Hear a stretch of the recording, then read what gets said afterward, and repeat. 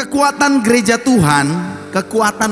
Tuhan itu ada pada pengorbanan semua anggota jemaatnya. Yang setuju dengan saya bilang amin. Jemaat mula-mula diberkati, dan setiap hari Tuhan menambah jumlah mereka dengan orang yang diselamatkan, karena setiap hari ada dari mereka yang menjual harta benda mereka dan diserahkan kepada gereja. Itu di dalam Kisah Para Rasul pasalnya yang kedua ayat 44 sampai dengan ayatnya yang ke-47. Jadi jikalau Anda mengasihi gerejanya, Anda perlu berkorban untuk gerejanya. Dan saudara, pengorbanan itu tidak terjadi, pengorbanan yang membuat gereja bertumbuh tidak terjadi dari pengorbanan 1-2 orang saja, tetapi dari setiap anggota gereja Tuhan. Itu berarti saya dan saudara harus mengambil bagian di dalamnya, karena Tuhan mau itu yang terjadi. Yang siap ambil bagian katakan amin. Di dalam perjanjian lama, pembangunan gereja, pembangunan bait Allah itu dimulai dari zaman Musa. Abraham belum memulai pembangunan bait Allah, yang disebut dengan kemah suci, tabernakel. Tabernakel itu ternyata saya cari saudara, itu salah satu artinya adalah penginapan. Tabernakel. Dan kemudian setelah itu dibangun lagi di zaman bukan Daud, di zaman Salomo, anaknya Daud. Tapi persiapannya sudah di zaman Daud.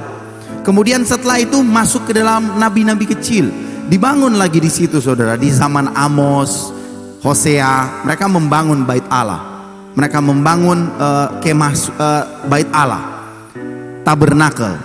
Tetapi di perjanjian baru itu jadi berbeda saudara. Pembangunan bukan lagi soal gedung. Itulah sebabnya MCM tidak jauh bangun menara tinggi-tinggi. Tapi kalau kita, maaf bagi gereja yang membangun menara, semoga orang sudah bangun menara lagi. Di perjanjian baru, pembangunan bait Allah itu soal membangun tubuh Kristus. Jadi kalau saudara memberikan persembahan, itu bukan berbicara tentang Anda memberikan uang saudara kepada gereja, bukan saudara, tetapi lebih kepada kita memberikan persembahan untuk pembangunan tubuh Kristus. Supaya apa? Supaya setiap hari jiwa-jiwa diselamatkan. Itu tujuannya saudara. Jadi ketika saudara memberikan persembahan, setiap hari jiwa-jiwa diselamatkan. Yang percaya bilang amin.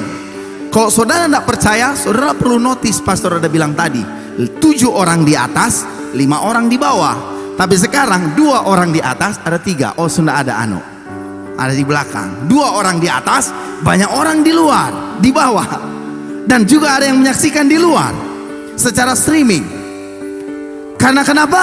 Karena ada orang-orang jemaat Tuhan yang berkorban, yang mengambil bagian di dalam pembangunan tubuh Kristus, sehingga setiap hari Tuhan menambah jumlah mereka dengan orang yang diselamatkan. So saudara perlu exciting ketika kita memberikan persembahan. Yang setuju bilang amin. Dan itu tugas saya dan saudara. Saya bilang tadi pagi di Preserve, setiap orang itu ada masanya, dan setiap masa ada orangnya. Daud tidak membangun, Daud punya masa kejayaan, tetapi maaf Bapak Daud, dia tidak membangun gereja, dia tidak membangun bait Allah. Yang membangun adalah Salomo.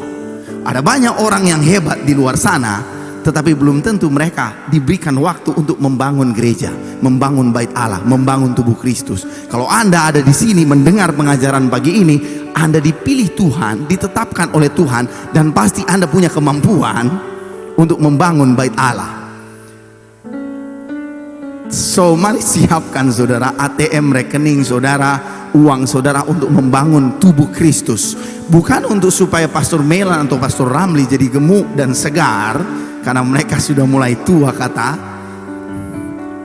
Tetapi soal jiwa-jiwa diselamatkan.